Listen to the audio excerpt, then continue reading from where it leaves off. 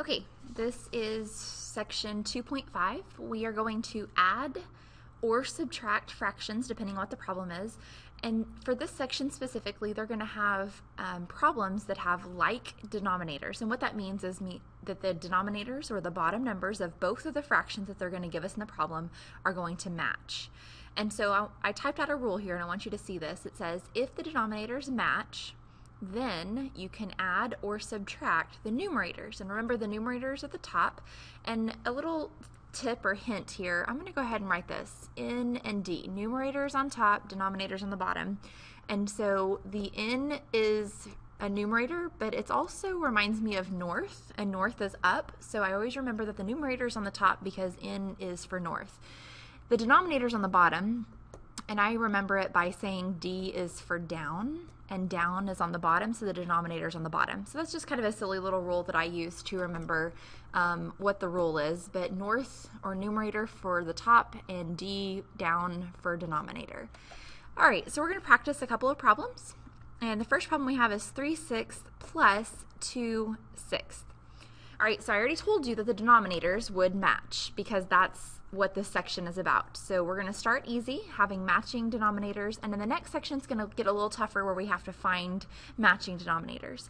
So what we're really looking at is this problem right here, right? We're going to add the numerators, and we're just going to leave the denominator exactly the same. We just brought it straight over. So now we're looking at 3 plus 2, and I find 5. I brought my 6 denominator straight over, and so my final answer is 5/6. Final answer. This would not be my final answer if, for some reason, this was an improper fraction. So if I had a bigger number on top, or numerator, than there was of a denominator, I would have to change this into a mixed number if my open math asked me to do so. All right, let's look at another one. Let's do 3/5 plus 1/5. I look to see that my denominators match, and I have a 5 and a 5. They do match, so I'm going to bring my 5 straight over. The next thing I do is I try to see what kind of problem it is, and it's an addition problem, so I'm going to add 3 plus 1, and I find 4, and so I bring my 4 answer over, and so I have a final answer of 4/5. This is an okay answer because my top number, my numerator, is smaller than my denominator, so this is my final answer. If it was the opposite for some reason, or a bigger number on top, and let me give you an example. Let's say we pretend that we came out with an answer of this, 6/5. You can see here that the numerator is bigger than the denominator, and so we would have to use a little bit of division here to see really what I would end up with as an answer. And so remember, this number at the top is my whole number, and so this becomes 1 and 1/5. So I would change this answer into a mixed number if my top number was bigger than my bottom number, or bigger than my denominator. And so remember, this is really just an example I showed you, so our final answer for this problem that we worked from the blue up here is actually the one in the box. Okay, so let's keep going. Let's do 3/8 plus 5/8. And I am doing all addition at first just to kind of get you into a habit of working in like that, but I am going to switch to subtraction. So I need you to make sure on your homework that you realize what kind of problem you're doing, adding or subtracting, because if you're not paying attention, it's very easy to miss these really, really easy problems. And so here I'm adding, I'm making sure that my denominator matches, and it does. They're both 8. And the numerators, I'm going to add together because it's an addition problem. And so I see 3 plus 5 also gives me an 8. And so this is not a proper fraction, because remember, a proper fraction is like this one right here, where the numerator is smaller than the denominator. In this case, they are actually the same. And so remember that the rule said that it was an improper fraction if your numerator and denominator were the same, or if your numerator was bigger. And our final answer for this one, after we simplify, is going to be 1. And some of you are thinking, how did 8/8 become 1? Well, I want you to remember that two things. You could draw a picture and see that we had 8 pieces of the puzzle, and we colored all 8 of them, so we colored the whole thing. Or you could also look at it like this. Remember that this symbol right here is a division sign. And so if I take my top number divided by my bottom number, and I put that in the calculator, it will give me 1. 8 goes into 8 one time. And so this is my final answer for this problem. All right, let's look at one more. Actually, let's move on to some subtraction problems. And so I have 6/7 minus 1/7. All right, so my denominator is matching. They both have a 7 here, and so since I found that 7, I'm going to bring it straight over. And since I have a common denominator, I'm going to get to subtract my numerators, and I'm subtracting because that's what this problem tells me to do. So I'm subtracting 6 minus 1, and I find 5. This is a proper fraction because the 5 is on top and it's smaller than the bottom number of the denominator, and so 5/7 is my final answer. All right, let's try another one. Let's do 11/16 minus 7/16. My denominators are both 16. I'm going to bring that straight over, and now I'm taking 11 minus 7, and I find 4. So 4/16 is my answer, unless we can simplify, and we can. So if we knew that they were both even, we could divide by 2. But I also know that 4 goes into 4 one time and 4 goes into 16 evenly 4 times. And so my final answer for this is going to be 1/4. If you didn't know that 4 goes into both of those evenly, you could divide by 2 and then divide by 2 again after you knew that they could simplify one more time. All right, let's try a couple. Let's try 2 mixed number problems. We'll do 1 addition and 1 subtraction. These are based on the rules that we learned in previous sections, but you're going to kind of put them all together and make this work. So let me write the problem out before I get too far into explaining. This one is going to be 2 1/8 plus 3 3/8. Okay, so first of all, a really good thing is that the denominators match, right? They're both 8, and I'll just point that out to you right here. They're both 8, and so I see that. And so this is going to be a little bit easier if I draw a line and I rewrite this problem kind of stacked on top of each other so you can see it. And so what we're doing is we're actually going to add the fractions. And if we get bigger than 8/8, right, or 1 whole, we would have to carry that to the other side because it's another whole piece. And we're also trying to combine these whole numbers. And so if I take care of this in 2 separate problems, this first one is going to be here, and it's going to be 1/8 plus 3/8. Why am I adding it? Because the original problem told me so. Okay. Remember, the rule told me that we learned today is to bring my denominator that matches straight over, and I'm going to add my numerators, and so I end up with 4/8. I know that 4/8 actually simplifies, and so I'm going to divide them both by 4, top and bottom divided by 4, and I find that this is 1/2. So when I bring this down, I'm going to leave that right there and show that this piece became 1/2. Now I'm going to, and notice, this was not a whole that I have to carry over. This was just 1/2. If I drew pictures and combined things together, I would end up with just 1/2 of the piece of the whole shaded. So over here in the whole numbers, I have 2 plus 3, and I add those together and I end up with 5. And so I end up with 5 1/2 as my final answer for this one. Now, I'm going to kind of erase some of this, then kind of squish it to the top corner, and I'm going to show you how to solve this in a little bit different way, because some of you this was hard for to watch. You weren't sure what was happening, and so I'm going to make this, try to explain this in a little bit different way for some of you. All right, so I'm going to leave this off to the side, and I'm going to change colors here so we can use a black ink for this section. So I'm going to rewrite this same problem.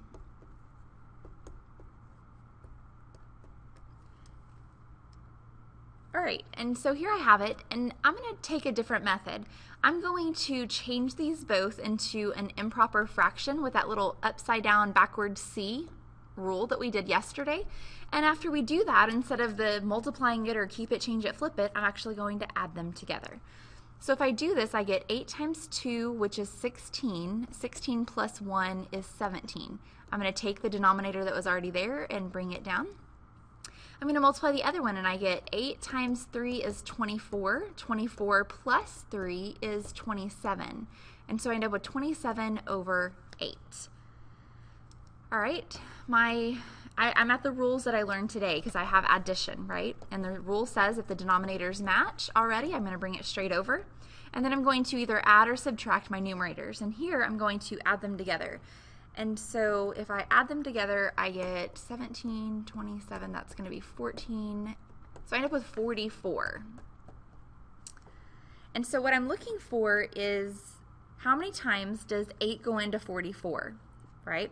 Or I could simplify first if we felt the need to. And actually, I think that's a better idea. So I can see that 4 goes into 44 and 4 goes into 8 evenly. And so when I simplify this to have a little bit simpler problem, I end up with 11 over 2. So now this is the problem that I want to use that division with, right? I have an improper fraction that I need to change to a mixed number. And so I have 11 divided by 2. 2 goes into 11 5 times, which is 10. I have 1 left over, so 5 is my whole number, and 1 is my numerator, or my remainder, right? Oops, numerator. And so this answer that I end up with, this one, is also 5 1/2, because the 2 was already my denominator, and so I left it the same. And I want you to see the connection here. We did this 2 very, very different ways, but we still got the same answer, and so that's okay. All right, let's do a subtraction one. It's the same process. You're going to have to work it one of these 2 ways. My suggestion with subtraction is that you solve it using the bottom way, the bottom half of this page example, because a lot of times when you're subtracting, you have to borrow from another column. And so let me make this make sense for you. I'm going to make up a problem. Let's say 25 minus 9. Okay. So I'm going to separate these into little boxes like I did in the other one. Remember, I told you that these were the fractions on one side and the whole numbers on the other side. If you're confused, I'm talking about this section right here. I put them in boxes. I put the fractions in one box and the whole numbers in the other. So I drew these boxes just to kind of give you that same, separation here, because you can't take the 9 and do anything with the 2 unless you follow the rules to borrow. And so from here, if I have 5 and I need to give 9 away, I can't do that because I don't have 9 to give. I only have 5 to give. And so this is the process where we would borrow and take 1 from here, and I would add 10 over here, right? That's how we borrow. From the tens column, I send 10 to the ones column, and so I end up with 15 here. And so now I have 15. I'm going to take away 9, and I end up with 6. And then I have the 1 left over there that I'm going to bring down if I'm not going to subtract anything. And so that's how I get my 16. So I want you to see the borrowing part of this. So as I give you this next problem, I want you to see that I don't have anything in one of these columns that I'm going to have to borrow. You may not see that right away. We may have to rewrite this out for you to see it. But I want you to see that I have 5, a whole number of 5, minus 2 2/3. So we're going to rewrite this, and we're going to kind of do it in this vertical format. Now, if you want to have a placeholder of nothing, I mean, you could put a fraction in there, you could leave it blank like I was doing, but it really is nothing there. There are no fractions there. So what do I have? I have a denominator of 3. That's important to remember because I need this other fraction that I'm going to borrow and bring over to also have a denominator of 3 because I can't put them together unless they match. So for this one, if I'm going to borrow, because I have nothing here, right, I'm going to have to go next door and borrow. If I borrow 1, that means it's going to become a 4. If I borrow 1 whole, right, this is going to equal 1, but I need it to be a fraction. Remember that a fraction is 1 whole if the numerator and denominator are the same. So this fraction of 3 over 3 is what I just brought over. Oops, sorry, let me try to make this a little nicer here. So this 3 over 3, remember, is 1 whole. If I add 1 to that 4, I get back to my 5. So I still have everything accounted for. So I'm going to move this 4. Nope, no, I'm not, because I'm going to move this out of the way a little bit so we can not have it messy. All right, so we're going to look at these in 2 different blocks. And I want you to see that the 4 is what I have in this one, okay? And so on the right side, I have 3 over 3 minus 2 over 3. The denominators match. I bring the denominator straight over. I take 3 minus 2, and I find 1. And so 1/3 is what I got out of this subtraction fraction problem. On the other side, I have 4 minus 2, and when I subtract 4 minus 2, I also get 2. And so 2 1/3 is my answer for this one. So if the borrowing is too hard for you for this, remember that there is another way to solve it, and it was that turning them into an improper fraction. And I'm going to do that on the bottom part here. because remember there's two ways to solve all of these. So for this one, come on, a little bit more. All right, so we're going to separate this screen here. I'm going to rewrite the original problem. And from here, we're going to change them into mixed numbers. So this guy, well, that's not going to work because I haven't taught you that yet. So we're going to hold off on that. We are going to solve these by borrowing, I guess. Because in the next section, I'll teach you how to change denominators, and you'll have another tool in the bag for this problem. So for right now, we're just going to set up them in two categories. We'll borrow, and we'll use it just like we did right here. Okay? So 2 and 1/3 is your final answer for that one. I'm going to quickly do one more problem just like this because I hope I did not confuse you. But here's the original problem. It's 8 minus 4 2/5. I'm going to write it out vertically, and it's going to be 8 because I read from left to right, so the 8 goes on top, minus 4 2/5. I want you to see that I have nothing right here, so I'm going to have to borrow. When I borrow, I need it to be a fraction, but I need the fraction denominator to match what I already have, and so 5/5 is how I got 1/2 that I borrowed from here. All right, so now I'm going to draw the line. I'm going to separate these into two boxes. I want you to see that I'm using 7 because I borrowed one already. So I have 5/5 minus 2/5, or 2/5. I'm going to subtract 5 minus 2, and on the top I end up with 3, right? 3/5 is what I got here. 7 minus 4 gives me 3, and so I end up with 3 3/5 as a final answer. All right, let me look back through, make sure we've answered everything for this. Do 1 or 2 word problems, I think, and then we'll be done with this section. All right, word problem, and then we're done. All right.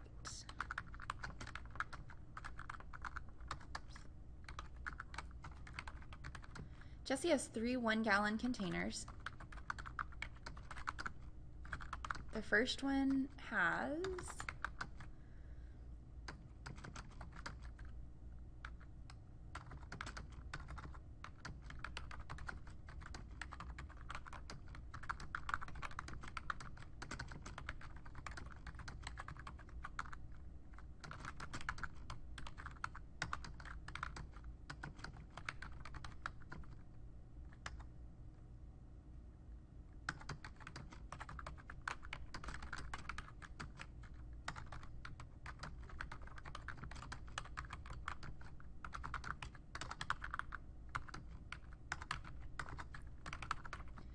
okay, that was a lot of writing or typing, so I wanted to make sure I got this up here before I started talking and messing it up. All right, let me fill in the numbers for you here. The first fraction is 9/14. The second one is 1/14. And the last one is also 1/14. So it says there's 3 1-gallon containers. There's a portion of juice in all of them, right? So there's 3 of them. They gave you 3 measurements here. You see them, and it says how many total. How many total? We're putting them together to see how much we have. And so that means we're adding. And so I have 9/14 plus 1/14 plus 1/14. Right, I'm adding them all together. You can look at this as a whole. I mean, it's really not that difficult of a problem. Remember, it's addition. All the denominators must match. They do, so I bring my denominator straight over. It's all addition, so I'm just going to add everything in the numerator. 9 plus 1 is 10. 10 plus 1 is 11. And so I find 11 14ths of a gallon to be my final answer. Okay? So just remember or look for what they're asking you as a part of your final question here. How many total? Total meaning all together, okay? This last one is a little bit of a picture, and that's 3/10. I probably should write that better. 3/10, and this one is 7/10. All right, so this one says find the perimeter.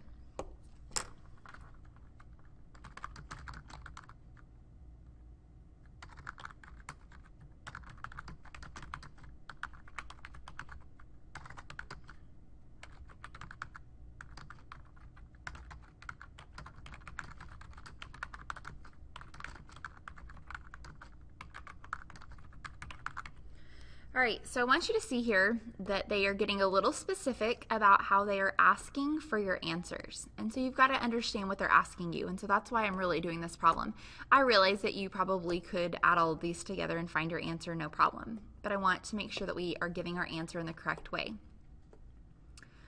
Okay, let me make it big. All right, so perimeter means to add up all of the edges or sides, okay? And so that means that I have the 3/10 here, so it's also a 3/10 measurement up here. I have 7/10 here, so it's also a 7/10 here. If I'm going to add up all four sides, I'm going to have to add four things together. The good news is that all of the denominators are exactly the same, so I have 7/10 plus 7/10 plus, my handwriting is awful, sorry, 3/10 plus 3/10. All right, so bring over the 10 because it's my denominator, okay? And then I'm going to add the numerators. Well, I already know that these two equal 10 and these two equal 10, right? 7 and 3 is 10, 7 and 3 is 10. So 10 plus 10 gives me 20. So my answer says to give your answer as a reduced mixed number. Well, I know that it doesn't say leave it as an improper fraction, so I know I'm going to have to simplify somehow.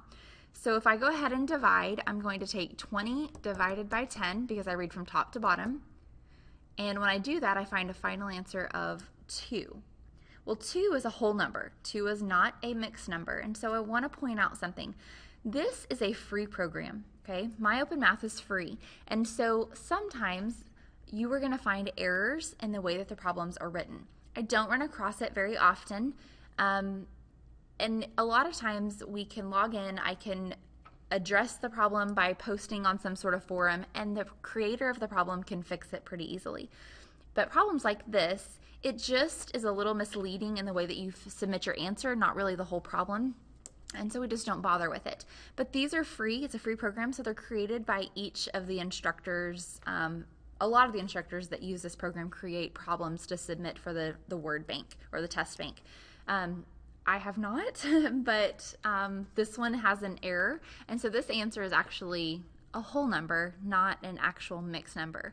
But the reduced part is the important portion of that. So if you ever run into that and you think, I'm turning in the right answer and it's counting it wrong, or I put that in when it shows you what the right answer should be, write down that problem number and what section of homework it is, and then bring it to me and I will get it fixed for you, okay? All right, so that's the last example for section 2.5.